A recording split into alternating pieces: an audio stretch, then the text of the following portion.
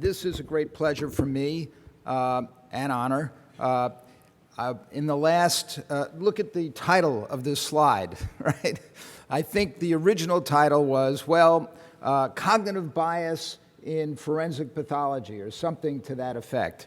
And just the announcement of the title immediately caused some consternation or dialogue among our colleagues in the medical examiner community. And over the last 2 days, first at the SAC meeting on medical legal death, where I am the liaison from the legal committee, and then yesterday in this fantastic workshop that we had that focused on cognitive bias, but we had a special afternoon session that dealt with cognitive bias problems in pediatric head injury, or what people sometimes call shaken baby abusive head trauma, and all the controversies there. And so over the last 2 days, we've had a lot of discussion with our medical examiner colleagues and with our colleagues who do the human factors to try to figure out how this can translate. And one of the first things, of course, that we learned from our human factors experts has to do with role effects, and that people's perception of their role can influence their decision.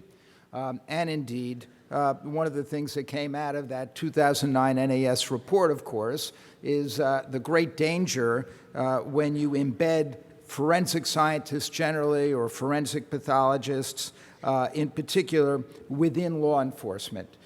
Much discussion goes on all the time about the forensic pathologist that gets his or her job, and you walk in and they meet the prosecutor and the police officer, and they say, terrific, you're here, you're part of a three-legged stool.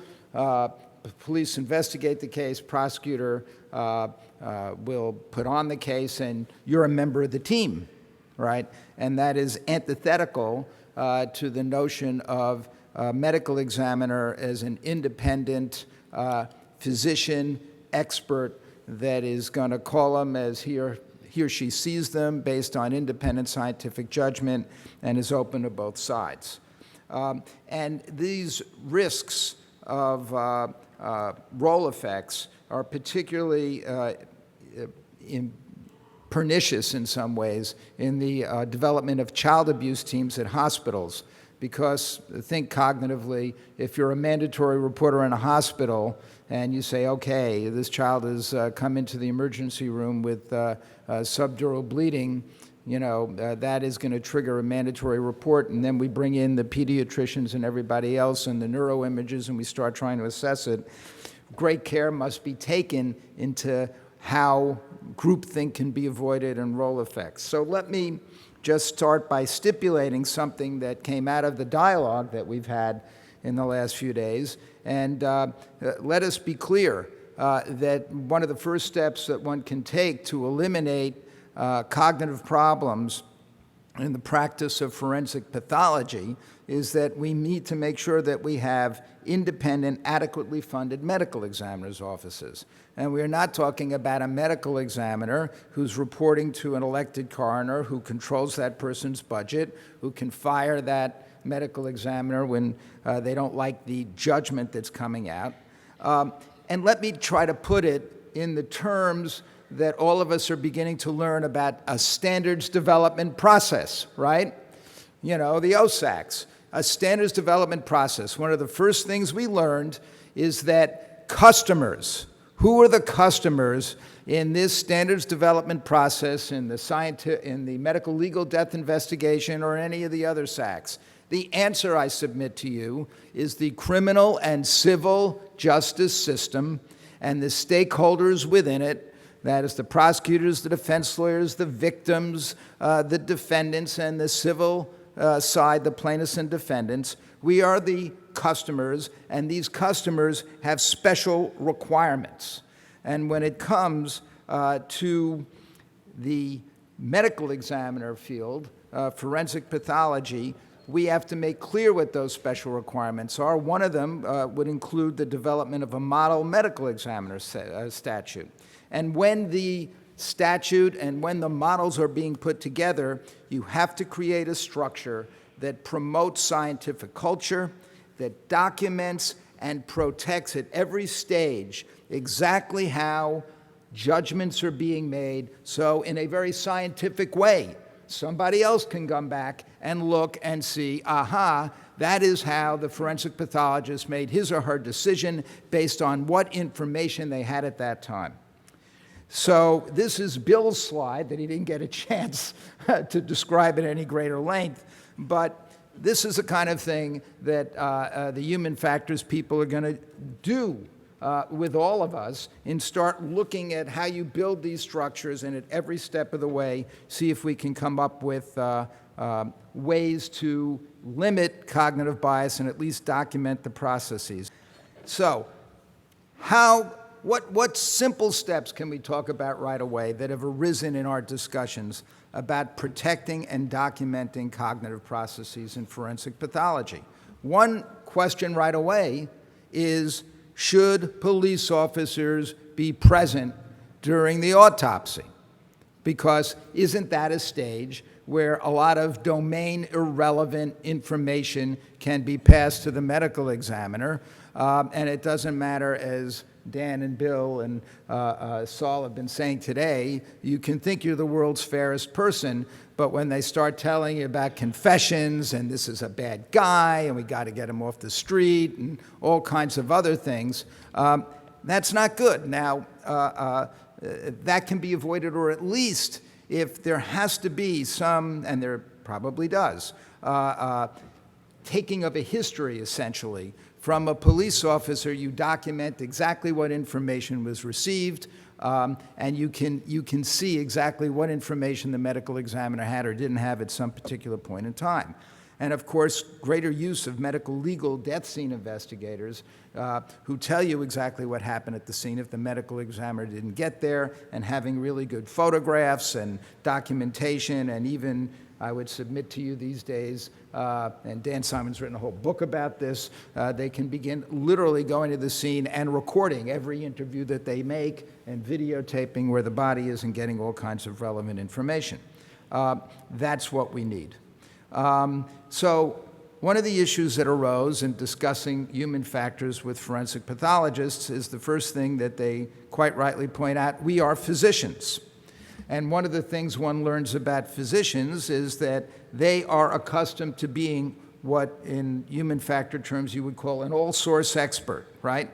Experts who take a history for purposes of making a diagnosis and want to know everything, right? That's the basic training. And some of the cognitive fixes that the human factors people have begun to apply in some disciplines, and I'll just mention a little bit, this notion of sequential unmasking, right? We have DNA analysts that engage in sequential unmasking. They'll read the spikes without knowing the identity of all the different people that they're comparing. Or I think in some ways even more illustrative, fingerprints, right? What did the FBI do after the Mayfield case? They said, here's how we're going to do the so-called HV process. First, the examiner is going to look at the latent, going to score all the minutia, going to identify by circling in red any possible artifact, right, that comes from distortion.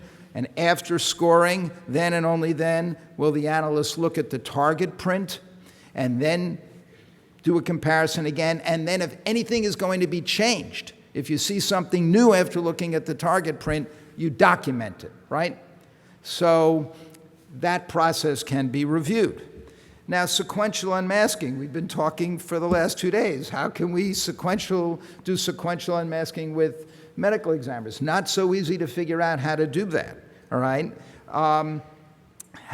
Defining domain relevant information, as Bill was talking about. Surely the medical examiners will help define that, but this is a challenging task. So let me just move to another way, another body of literature to point out to my colleagues in the medical examiner community. Why don't we just look at diagnostic error in doctors?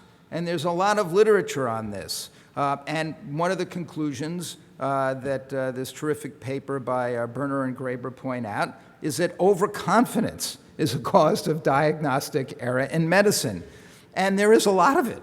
And studies indicate a rate of diagnostic error that ranges from less than 5% in perceptual specialties like pathology and radiology, but up to 10% in other fields. And there is substantial evidence that overconfidence, that is, miscalibrations of one's own sense of accuracy and actual accuracy, is ubiquitous and simply part of human nature. Miscalibration can be easily demonstrated in experimental settings, almost always in the direction of overconfidence. A striking example derives from surveys of academic professionals, 94% of whom rate themselves in the top half of the profession, and I'm sure that includes the entire audience here. But looking more seriously at overconfidence, these kind of cognitive errors reflect problems in gathering the data, such as failing to elicit complete and accurate information from the patient, failure to recognize the significance of data, such as misinterpreting test results, and most commonly, a failure to synthesize it or put it all together. Now, one of the things that we have found when there are errors in forensic pathology cases is, yes, the medical examiner may not have gotten all the data that he or she needed from the police, from the crime scene people, right? Or may not have asked all the right questions about it.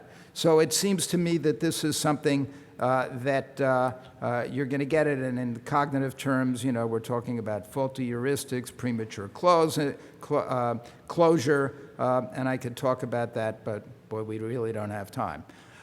One of the issues that arose right away and was pointed out by Andy Baker to me immediately is, I know what you're going to talk about. You're going to talk about that amicus brief that the Innocence Network filed in a case called Medina versus Arizona, which was an effort to get the Supreme Court to take the issue of whether the confrontation clause requires testimony from a medical examiner, the live medical examiner in the courtroom, as opposed to simply just putting in the report of the medical examiner. And I actually think that Name and the others agreed with the position that the medical examiner probably should be called to testify. But in the course of our amicus brief, the Innocence Network started pointing out, well, here are some errors where in cases where innocent people were convicted, where police officers said things to medical examiners, or medical examiners made bad judgments, that in a subjective area that is something where you would have a vulnerability to cognitive bias. And one of those subjective areas is time of death, right? Time of death determinations are notoriously elastic, and if you ask a medical examiner about it, they'll say, look, if I'm any competent medical examiner would just give you a very, very wide window, because this is really difficult to ascertain in most instances, all right? And yes, we agree, but and it doesn't ordinarily arise, medical examiners will tell you, in their practice. The problem is when you're in the criminal justice system and you're looking at a total system failure like the conviction of an innocent person, it does arise there. So take this case, fairly famous these days, I hope. Michael Morton did 25 years for killing his wife. Real perpetrator was identified with DNA testing. The basic plot of this case, this fantastic book that he wrote that's out there, you should get it right away, called Getting Life. You might have seen it on 60 Minutes, but very long story short, Michael gets up to work in Williamson County, Texas, at about 5 in the morning. His wife is in bed. His 3.5-year-old son, Eric, is walking around the house. Well, is still asleep there. And the night before, Michael and his wife, Christine, had a birthday dinner. Stomach contents became the way that time of death was interpreted. And then when he leaves to go to work, somebody comes in from outside, bludgeons his wife to death, robs something from the house and leaves. The police immediately come up with the theory that Michael did it, and in a rage because his wife wouldn't have sex with him earlier that night. And all of a sudden, the medical examiner. At first, the medical examiner, it's reported in the newspapers, gave an estimate of time of death based on examination of stomach contents. that the murder could have taken place as late as 7 or 8 a.m., which would mean Michael could have actually been out of the house, and therefore he's not guilty. Then later, when testifying, describing the determination of this kind of thing as, quote, more an art than a science, right? The medical examiner said, well, I think the latest that could have happened, I think was, 2, 3 in the morning, something like that. At which point, that really was the end of the line from Michael Morton, even though 2 or 3 really, really good medical examiners came in and testified that that was wrong, all right? And there were really good defense lawyers in the case. Nonetheless, he was convicted, and I think primarily on that testimony. I bring to your attention right now the case of Rodney Reed. Rodney Reed's supposed to be executed on March 5th in Texas. A great lawyer in our office, Bryce Spenjet, is working on this case. Now, this was a cognitive bias case, not just for the medical examiners, but for the lawyers, because everybody was operating on the assumption that the deceased was talking to the person that people have come to believe really committed the crime, Jimmy Fennell, a cop who's now in jail for other crimes, who was the boyfriend of the deceased. And it turned out Rodney Reed, an African-American, was having an affair with her, right? So later when the body was discovered, a small amount of semen was there, and it was Rodney Reed's semen. He never denied that he had sex with her the day before, but the question was time of death for purposes of establishing who was where and alibis. And since it was taken as a given that Fennell and the deceased Stites were talking with each other, I think 4:35 in the morning, and because there was not an examination of crime scene photos, a mistake was made, we believe. This is the body of the deceased, and if you look at the right arm, you will see, and this is an affidavit from Werner Spitz, Michael Baden, and Dr. Riddick. The photographs of Ms. Stites show lividity on her right arm, shoulder, and chest and the side of her face, areas that are not dependent upon the position she was found. Areas of blanching can be seen on Ms. Stites' elbow. Dr. Spitz explains the relevance of this non-dependent lividity. The presence of lividity in these non-dependent areas makes it medically and scientifically impossible that Stites was killed between 3 and 5 a.m. on the date in question. Stites could not have been both murdered and dumped between the hours of 3 and 5 a.m. on April 23, 1996, and remain undisturbed in that spot until her body was discovered around 3 p.m., because the lividity observed in the non-dependent areas would have taken at least 4 or 5 hours to develop. It is impossible that Stites was murdered and left at the scene in a 2-hour time frame asserted by the state at trial. Now, this is, I am informed and believe, is a pretty obvious finding, but it was inattentional error. This was not something that the forensic pathologist was looking at, and for years the defense didn't look at it either, and now we have it. So please, those of you that are medical examiners, look at the name of this wonderful lawyer, Bryce Spenjet, benjetinnocenceproject.org. We just filed these papers. We'll send them to you.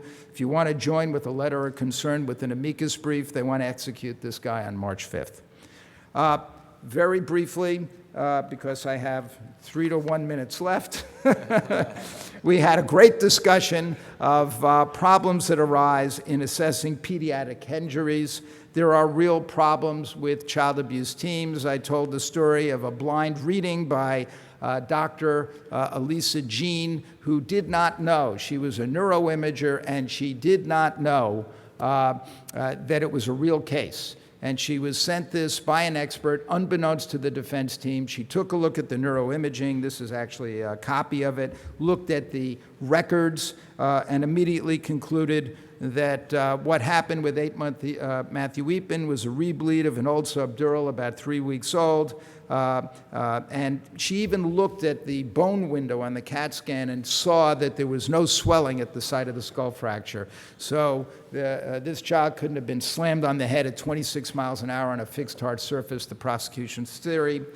What happened in that case, I should really just say, this expert, Dr. Patrick Barnes, who was the lead expert for the prosecution, right, and really organized all the other experts, After looking at all the evidence in this case and looking at all the things that had developed in terms of what was called shaken baby syndrome, he realized that many of the assumptions he made were not evidence-based.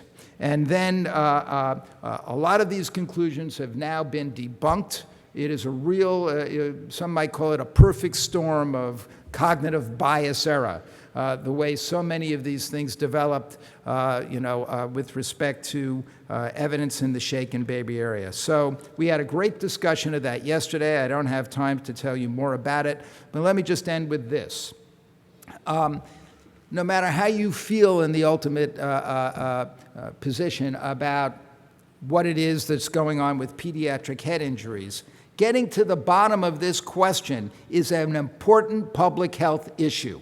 No question about it, because there are so many injuries, central nervous system injuries leading to morbidity in children, more than 100,000 emergencies a year in the United States, half of the deaths between infancy and puberty. Non-accidental deaths are supposedly more than 80% of them from traumatic brain injury.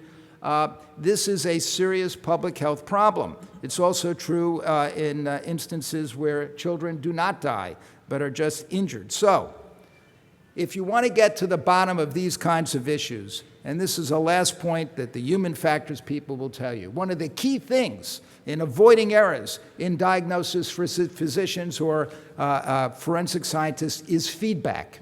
And I commend to your attention that one of the things that many feel confident will be coming out as a recommendation from the National Commission on Forensic Science, seems to be no dispute about it, something that's been going on to the great credit of this community in a number of areas now, is what we like to call the duty to correct and inform. Whether it was in composite bullet lead analysis, now the microscopic hair comparison audit by the FBI, or the arson audit that went on in Texas after the Willingham case. When forensic scientists will come forward and say, yes, a mistake was made, yes, the science has changed, and now we have to look at our old cases, this not only assists the criminal justice system, and we can correct errors in it, but it also improves cognitive bias processes and helps us move towards an evidence-based science.